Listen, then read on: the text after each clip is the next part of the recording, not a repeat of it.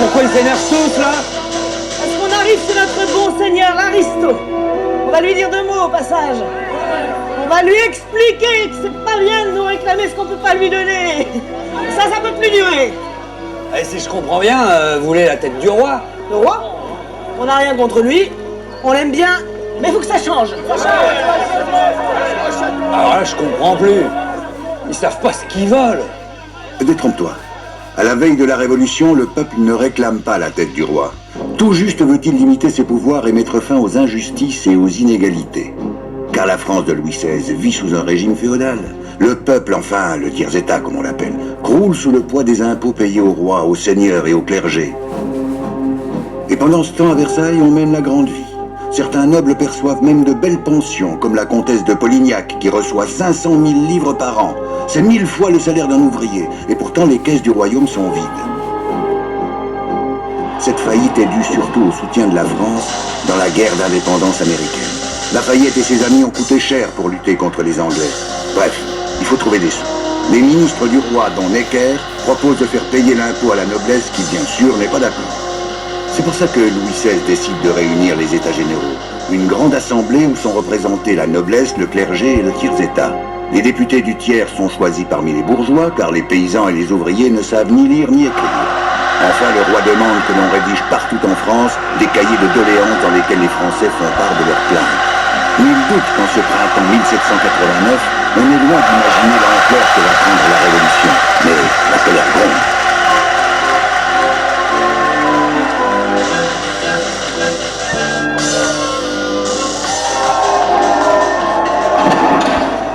Que signifie cette intrusion? Oh là, mes gens! Oh là!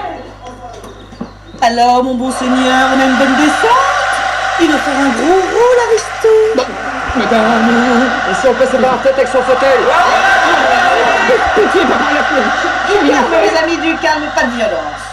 Mais vous avez raison, mon petit marquis, vous n'avez rien fait. Rien fait pour nous aider, surtout. C'est bien dit, rien Et puis, Sa Majesté touche peut-être une petite pension, lui aussi. Comme tous ceux qui sont dans les petits papiers du roi. Non, ça je vous laisse. Moi, je ne suis qu'un petit marquis. Eh bien, mon petit marquis, ça va changer. Vous aussi, vous allez mettre la main à la bourse. Notre bon roi a décidé la réunion des États généraux. Ça vous la coupe, hein? Et excusez-moi de vous interrompre, mais ça va lui servir à quoi de réunir les États généraux? À faire payer des impôts à la noblesse et au clergé. Ouais. Alors ça, ce sera un véritable tour de force. De faire payer l'impôt à nous, non pas que ce soit injuste. Je ne dis pas ça. Mais moi, j'y crois pas. Allons-y pour les États généraux. Alors vous paraissez drôlement confiant. Simple question d'arithmétique. Chaque ordre ayant droit à une voix, ça nous fait donc une voix pour la noblesse, une voix pour le clergé, une voix pour le peuple. Que voulez-vous qui nous arrive? Eh bien, nous en reparlerons. Allez, mes amis, j'ai rendez-vous avec ma bonne amie Olympe de Gouges. En route pour la capitale. Si ça vous intéresse, monsieur le marquis, je vous tiendrai au courant des prochains événements. Mais ça va être chaud. Je crois que ton marquis a du mauvais sang à se faire, Fred. Car dès l'ouverture des États généraux, la question du vote par ordre ou par député est posée. Avec une voix par ordre, il est clair que le peuple n'avait aucune chance de se faire entendre face au clergé et à la noblesse dont les intérêts sont souvent liés. Les députés du tiers-état vont donc réussir à changer les règles du jeu. Le tiers refuse de se constituer en ordre séparé selon l'ancien système. Donc il souhaite que les deux autres ordres se réunissent à lui. Devant leur réticence, finalement, il prend les devants et rejoint par quelques députés du clergé et de la noblesse, le 17 juin 1789, il proclame l'Assemblée nationale. Le roi refuse le vote par député. Il fait fermer la salle des États généraux, mais les députés se réunissent dans la salle du jeu de paume et jurent de ne pas se séparer avant d'avoir donné une constitution à la France. C'est le serment du jeu de paume. Et puis le 23, il y a une séance royale, une espèce de coup d'arrêt que le roi va faire en disant tout ça est nul, on est venu, c'est pas revenu, dispersez-vous en quelque sorte. Et les députés restent sur Le roi envoie son maître des cérémonies et Bailly lui répond pratiquement sans se retourner la nation assemblée, monsieur, n'a pas d'ordre à recevoir. Et Louis XVI finalement va céder. Et il va même déclarer, ils veulent rester, foutre qu'il reste.